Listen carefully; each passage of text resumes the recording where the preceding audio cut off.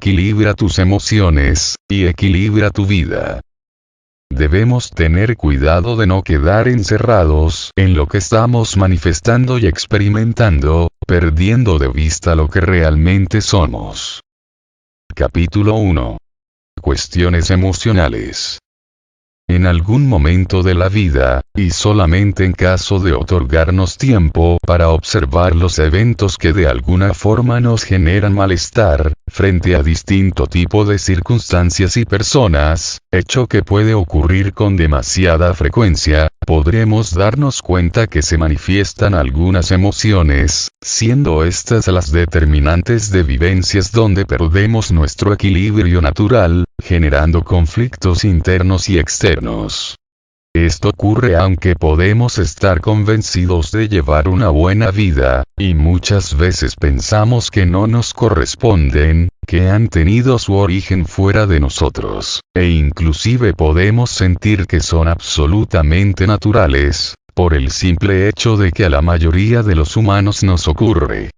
Una vez que tomamos cuenta de la realidad interior y exterior que vivimos, es apropiado comenzar a conocer algunos conceptos que nos ayudarán a clarificar, es decir, a entender esta tipología de causas y efectos. ¿Sabía usted que la mayoría de las enfermedades se generan a partir de nuestro mundo emocional?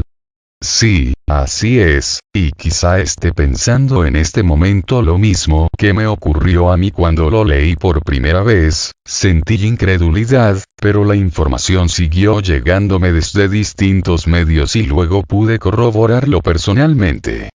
El mayor enemigo que tiene el cuerpo humano, no son los agentes externos a él, sino su propio mundo emocional, y cómo reacciona el sistema inmunológico a los procesos negativos generados por este. El cuerpo emocional se forma a partir de la toma de creencias, pensamientos desde nuestro entorno, desde el día en que, siendo niños, comenzamos a interactuar con él. A esto se suma la información que traemos a nivel del ADN, con respecto a las cuestiones por equilibrar, y que conocemos con el nombre de karma, más los implantes de índole genética. Este entorno, o sea los seres más cercanos a nosotros, es decir los encargados de cuidarnos y enseñarnos lo concerniente a las formas culturales de la vida en comunidad, desde su mejor intención nos brindarán toda la información que para ellos es valedera, y por consiguiente considerada como lo mejor. En este proceso, que es determinante en la formación de nuestra personalidad, o ego, recibimos y a su vez creemos como absolutamente válidas, todas las creencias que estas personas tomaron de su propio entorno, y los pensamientos generados a partir de las ideas que nacieron de este origen.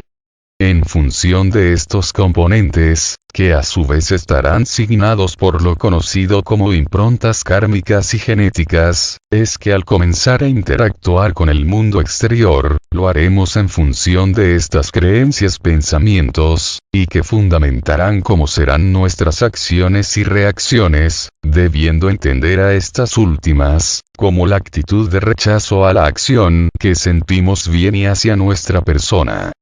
Esta sintomatología está determinada por el hecho de que cada vez que se activa una emoción, que las hay positivas y negativas en función de los resultados que determinan, genera la descarga de un péptido en una zona de la masa encefálica donde nace la activación emocional, aunque hay algunos péptidos originados por la misma sinapsis cerebral, que se generan en la zona del estómago.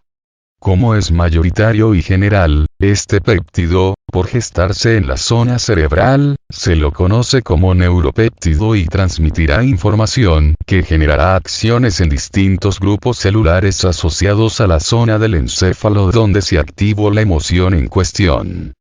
Según la información disponible, pude extractar lo siguiente. Los neuropéptidos son considerados como neuromoduladores o cotransmisores, y son pequeñas moléculas parecidas a proteínas, de un enlace peptídico de 2 o más aminoácidos. Se diferencian de las proteínas por su longitud, y se originan por transducción sináptica cerebral.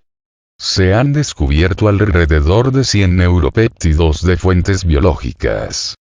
Su dimensión puede variar desde 2 aminoácidos, hasta más de 40 y tienen una función cerebral tanto estimulante como inhibidora, produciendo apetito, sueño, deseo sexual, analgesia, etc.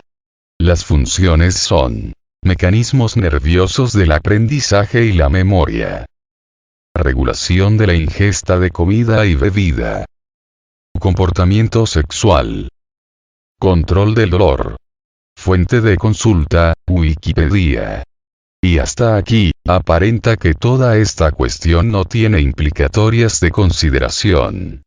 Según lo descubierto por la ciencia hace ya bastante tiempo, los leucocitos, o glóbulos blancos, es decir las células encargadas de cuidarnos a partir del complejo funcionamiento del sistema inmunológico, tienen en su membrana exterior, receptores de la información generada en los grupos celulares por la energía electromagnética inhibidora o estimulante provocada por los neuropéptidos, detectando si los mismos son determinantes de mejoras o desmejoras en el correcto funcionamiento de las células de todo el cuerpo. Por consiguiente se puede decir que, así como algún neuropéptido positivo estimula determinados grupos celulares favoreciéndolos, otros de estos químicos provocarán la inhibición, llegando incluso este hecho, a la degradación del grupo celular que se encuentra asociado a la zona cerebral donde se activó la emoción en cuestión, hasta generar los elementos necesarios para dar forma a una enfermedad interna, o debilitarlo hasta dar permiso a una enfermedad provocada por un agente externo. Aclaro que esta es mi interpretación personal fundamentada en la información científica existente al respecto. Deseo agregar que tomando en cuenta que en definitiva y por ser una manifestación de índole energética, ya que estamos conformados por átomos y estos son básicamente energía, las descargas electromagnéticas generadas por los neuropéptidos negativos, lo que provocan es una polarización negativa de nuestro campo o cuerpo energético, fisurándolo o perforándolo por decirlo en forma fácil de comprender, y es por esta fisura que ingresan en su ataque los agentes externos, logrando enfermar nuestro cuerpo físico. De esta forma ya a mediados del siglo XX, es que los estudios realizados por el doctor en psiquiatría Jacques Martel, llegan a determinar la relación existente entre prácticamente todas las enfermedades con una o más cuestiones emocionales, por ejemplo, diabetes. Se manifiesta a partir de una secreción insuficiente de insulina, desde el páncreas, hecho que resulta en la incapacidad de éste en mantener el porcentaje adecuado de azúcar en sangre. El azúcar, o sea la dulzura, corresponde a la ternura, al amor o al afecto, por lo cual la diabetes refleja carencia de estos sentimientos para consigo mismo en forma prioritaria, y por ende para con los demás. La vida de esta persona está teñida de sentimientos de tristeza a tal punto que la dulzura desaparece totalmente dando lugar a la amargura o dolor emocional continuo. Esto genera un resentimiento en el plano social y afectivo que la persona trata inconscientemente de compensar ingiriendo dulce, lo cual engrosa su problema. Comienza a tener dificultad en poder recibir amor o afecto de los demás y la vida pierde sentido para él. Se vuelve ansioso permanente, en espera de que los demás hagan por él o cumplan sus deseos, lo cual termina trayendo frustración e ira. Lo utilizo como ejemplo, ya que me fue posible ayudar a alguna persona sufriente de este mal tan común, la cual a partir de realizar su trabajo interior en función del conocimiento compartido, pudo entender sus causas y efectos, solucionando por sí mismo su problema. Otro ejemplo puede ser lo ocurrido a dos hermanos, los cuales son normalmente personas sanas y fuertes, que viven en la misma casa y trabajan en un negocio que comparten. Uno de ellos nunca sufre de estados gripales y el otro sí, y mucho más seguido de lo que sería aceptable, siendo esta la única enfermedad que lo afecta. Gripe. La gripe, por ser una enfermedad infecciosa, produce fiebre, la cual está relacionada con estados de ira. Los estornudos se generan a partir de una exhalación violenta. Si tenemos en cuenta que la respiración está relacionada con lo que entra y sale de mi cuerpo, o sea con la comunicación, un estornudo significa sacarse algo, o a alguien de encima. Generalmente se trata de una relación de conflicto, a nivel de familia, de trabajo o de otro tipo de relaciones interpersonales.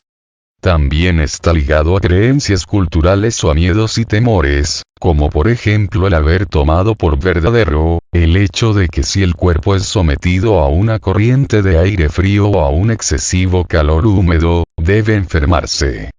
Puede ocurrir que la enfermedad sea la excusa perfecta para otorgarse unos días de reposo, o unos días de autocastigo, ya que la persona está teniendo problemas de cómo se relaciona consigo mismo, es decir que le va poco para realizar actividades extras y no darse tiempo, normalmente hasta que la fiebre sube lo suficiente como para caer rendido en la cama, previo a haber transitado como pudo hasta ese momento. Si es de su necesidad o interés, puede encontrar esta literatura en Internet, en forma gratuita, buscando como, El Gran Diccionario de las Dolencias y Enfermedades, del Dr. Jacques Martel, al cual honro y agradezco por su trabajo y colaboración holística.